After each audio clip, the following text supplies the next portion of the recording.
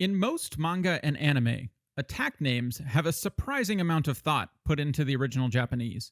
But Bleach's author, Tite Kubo, takes it to a whole other level. Bleach's Bankai names are essentially poems, layered with meaning pulled from Bleach's story, the Japanese language, and cultural touchstones. And there might not be a better place to start exploring this than with Zanka no Tachi, the fiery Bankai of the Captain General Yamamoto. Bankai, Zanka no Tachi.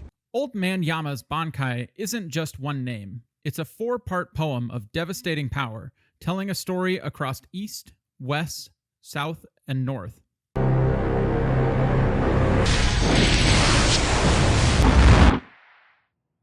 Let's take a look at the base name first, then break down each direction.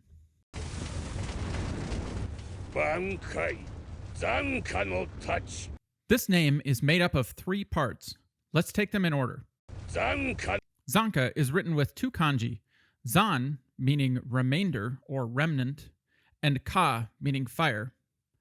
Read together as Zanka, we can interpret this literally as remnant flame. But Zanka isn't actually a real word in Japanese. However, Zanka written like this is a real word, and it poetically refers to the last flowers of a season still in bloom. It carries the connotations of the end of an era, fleeting beauty, and the final embers of something magnificent. So, while we can interpret Zanka as remnant flame, it carries the poetic connotation of a bygone era, perfectly fitting for the Captain General, who represents the final powerful spark of the original 13 court guard squads we learn about in Bleach. Zanka no. No is a particle. Particles are words in Japanese that modify the meaning or use of other words. Here, no turns the noun before it into a modifier word. No is most often used to show possession, but that's not what it's doing in this Bankai name. Zanka no Tachi. A tachi is a specific type of Japanese longsword. Historically, tachi were mainstream before the katana was invented and became the standard samurai weapon of the time. This fits Yamamoto perfectly since he himself predates the katana in Bleach's story. Additionally, even after katanas became common, high-ranking samurai often continued to wear tachi as a symbol of their status, another perfect fit for the Captain General. So, putting it all together, Zanka no Tachi becomes Tachi of the Remnant Flame, infused with that poetic sense of finality and ancient power. Now on to the fun part. Zanka no Tachi Higashi, Hyokujitsujin. Higashi is the standard Japanese word for east. Higashi, Hyokujitsujin. Hyokujitsu means rising sun. Sound familiar? Japan is known as the land of the rising sun, and for a Japanese audience, Hyokujitsu strongly evokes national pride and military symbolism. Additionally, this ties back to Higashi, the east, where the sun rises. The last kanji, jin, means blade, and that's the correct way to interpret it here in the name. It would normally be read as jin in this context. However, jin is also the Japanese word for person, and when placed at the end of a word, it implies a person of that origin. For example, Nihonjin means Japanese person, since Nihon is Japan, and we've attached jin at the end. While the kanji here is definitively jin for blade, the shared sound adds a subtle layer. You could poetically interpret that with this technique, Yamamoto personifies the rising sun and Japan's martial history. Zanka no Tachi Higashi, Hyokujitsujin. Putting it all together, Hyokujitsujin becomes Blade of the Rising Sun. Higashi ga areba nishi mo aru.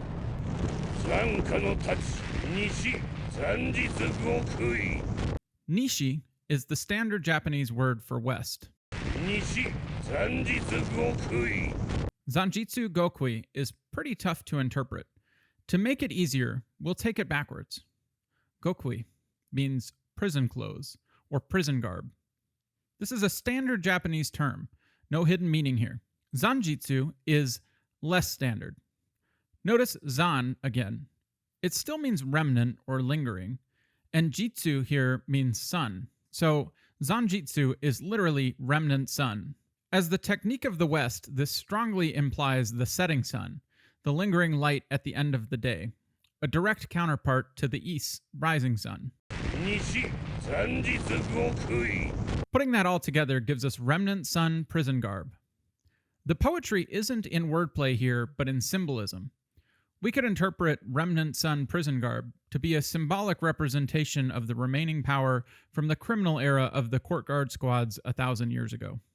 Quick pause. If you're fascinated by understanding the Japanese behind epic anime moments like these, and you want to learn to watch anime without subtitles, you should check out Fluyo. It's an RPG language learning game where you bond with your dolphin companion, explore, battle, and learn Japanese naturally through gameplay. It's designed for people like us who find traditional language learning methods a bit dry. Fluyo was the highest funded app ever on Kickstarter for a reason, and it makes learning feel like an adventure. Link in the description. 残火の太刀南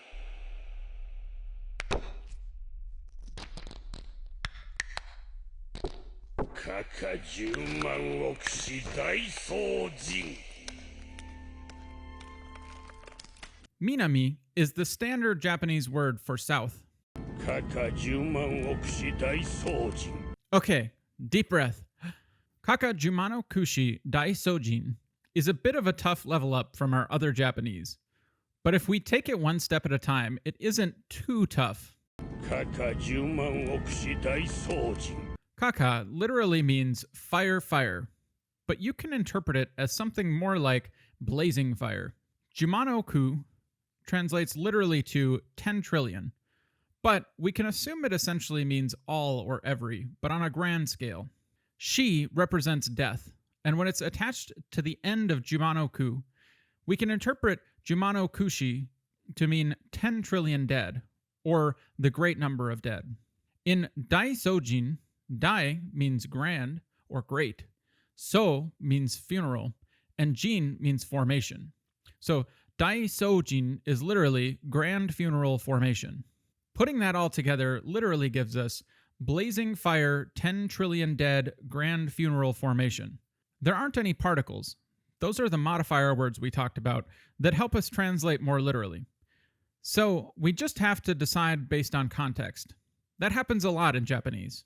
Ultimately, Kaka Jumano Kushi Dai Sojin doesn't really translate out of the Japanese. It should all be one concept: the fire, the 10 trillion dead, and the grand funeral formation. The closest we can get is something like fiery grand funeral formation of the great many dead. We're nearly at the end. We've just got Zanka no Tachi North left to cover. Zanka no Tachi Kita Tenchi Kaijin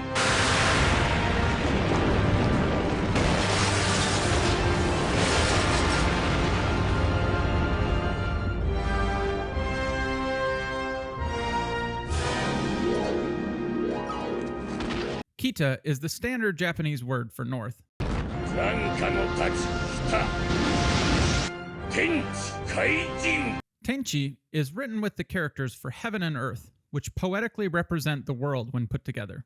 Kai is written with the kanji for ashes, and jin here is written with a kanji that means use up.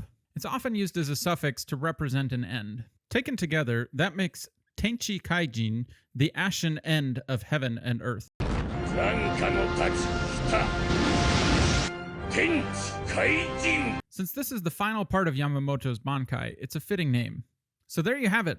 Zanka no Tachi isn't just raw power, it's a 4-part poem of fire, finality, history, and absolute destruction woven directly into the Japanese language itself. Bankai Zanka no Tachi. If you loved uncovering the poetry in Zanka no Tachi, please share this video with someone you think will enjoy it. It makes a huge difference.